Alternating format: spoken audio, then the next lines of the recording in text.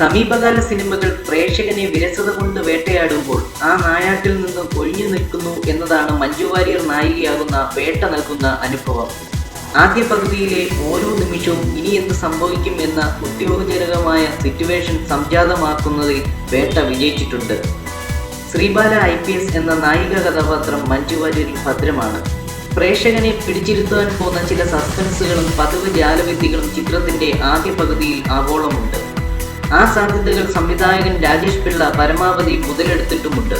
ശ്രീബാല IPSനോടൊപ്പം സഹപോലീസുകാരനായി വരുന്ന ഇന്ദ്രജിത്തിന്റെ സൈലൻസ് എബ്രഹാമും നായക കഥാപാത്രമായ കുഞ്ചാക്കോ ബോബന്റെ മെൽവിൻ ഫിലിപ്പും മികച്ച പ്രകടനം തന്നെയാണ് കാഴ്ചവെക്കുന്നത്.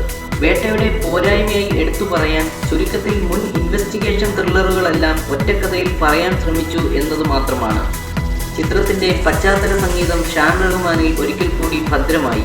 ഒരുപാട് ചോദ്യങ്ങൾ അവശേഷിപ്പിക്കുന്നുണ്ടെങ്കിലും ത്രില്ലർ സിനിമകൾ കണ്ടിരിക്കാൻ താല്പര്യമുള്ളവർക്ക് വേട്ട ഇഷ്ടപ്പെടും എന്ന് തന്നെ കരുതാം.